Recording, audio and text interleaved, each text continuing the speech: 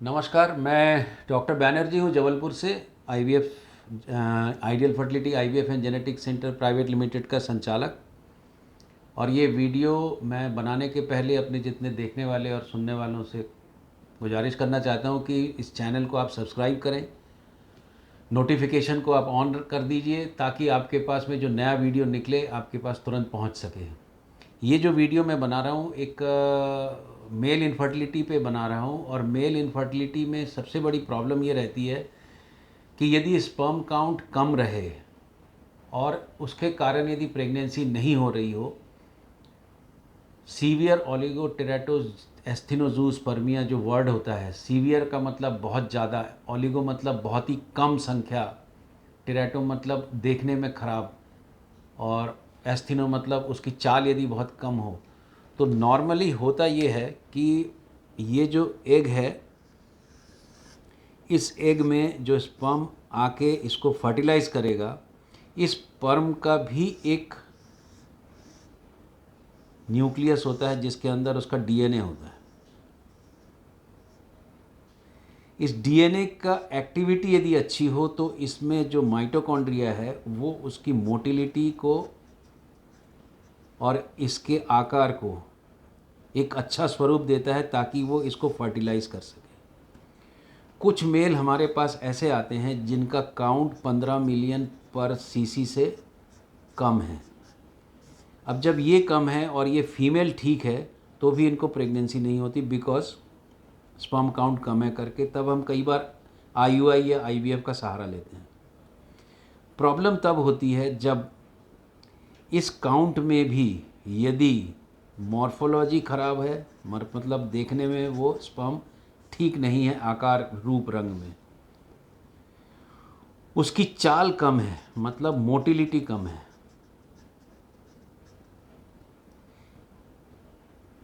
और संख्या में भी कम है, तो ये जो पार्ट है, ये पार्ट डिसाइड होता है स्पर्म के डीएनए से जो उसके हेड में रहता है।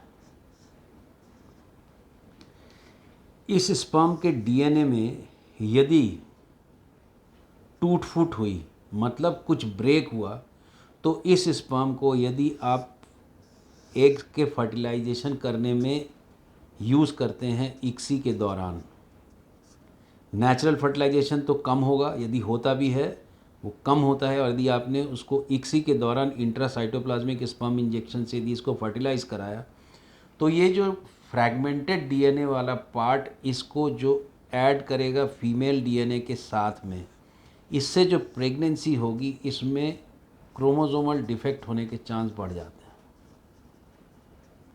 यदि क्रोमोसोमल डिफेक्ट बढ़ता है तो इसमें एबॉर्शन के चांस बढ़ते हैं। यदि क्रोमोसोमल डिफेक्ट बढ़ता है तो आईवीएफ या इक्सी फेल होने का चांस बढ़ता है। कई बार हम ये देखते हैं कि इस क्रोमोसोमल डिफेक्ट या मेल इनफर्टिलिटी के कारण रिपीट आईवीएफ फेल हो रहा, या फिर रिपीट एबॉर्शन हो रहा है। इसको रोकने का जो तरीका है वो आईवीएफ के दौरान सबसे पहले तो हम डीएनए का फ्रैगमेंटेशन हुआ कि नहीं, टूट फूट हुई कि नहीं, उसका एक टेस्ट करते हैं। उसको डीएनए डी फ्रैगमेंटेशन टेस्ट बोलते हैं। ये हम अपने लैब में करके देख लेते हैं कि कितने डीएनए फ्रैगमेंटेड स्पर्म हैं इसमें। अब यदि डीएनए फ्रैगमेंटेड स्पर्म है और मुझे इक्सी करना है, तो मैं इसमें से बेस्ट स्पर्म कैसे चुनूं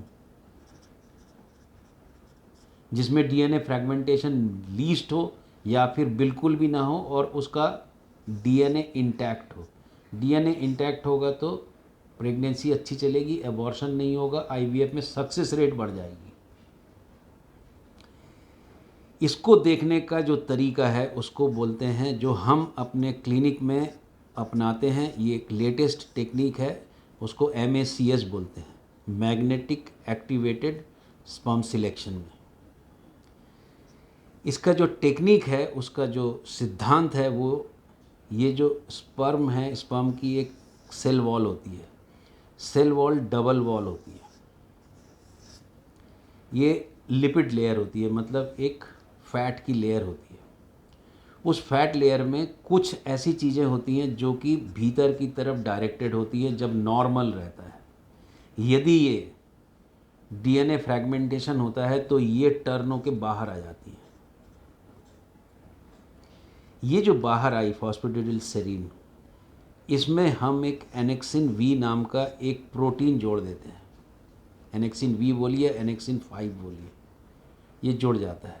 अब इस एनेक्सिन के साथ में यदि हम कोई मेटल बीड, लोहे की छोटी सी छर्रा जिसको बोलते हैं, या छोटी सी बीड माला जैसा, उसका एक दाना यदि हम इसमें जोड़ दें तो ये यहाँ जाके जुड़ जाएगी।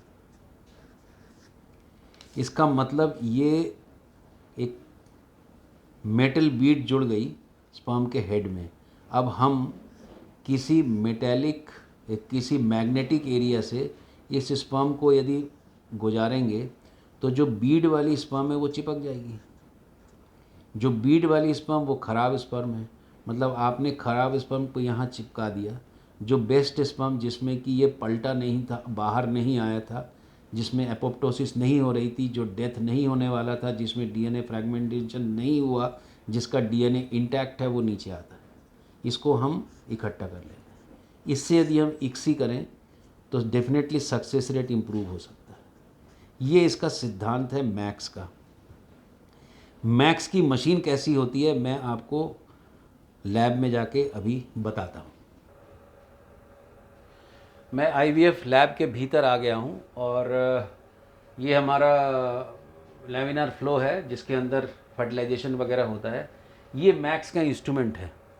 ये इसका मैग्नेटिक फील्ड है जिसके भीतर से आप देखोगे तो एक पतली नली गुजरती है। ऊपर हम एनेक्सिन वी ट्रीटेड, एनेक्सिन 5 ट्रीटेड स्पर्म का सैंपल रखते हैं।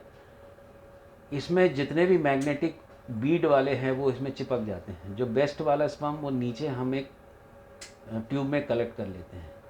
ये मिल्टेनिल बायोटेक जर्मनी की मशीन है और ये मैक्स में उपयोग में आती है। और हम इसको जब ओलिगोटेरेटोएस्थेनोजूस्पर्मिया या पुअर स्पर्म काउंट या पुअर स्पर्म क्वालिटी या फ्रैगमेंटेड स्पर्म जिसमें बहुत ज़्यादा है, उसमें जब हम यूज़ करते हैं तो ये हमको बेस्ट स्पर्म चूज़ करने में मदद करती है ताकि हम एक बेटर आईवीएफ आउटपुट दे सकें।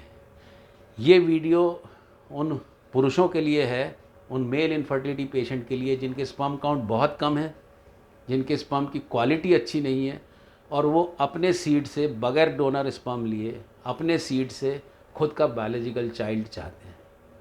सुनने के लिए बहुत बहुत धन्यवाद।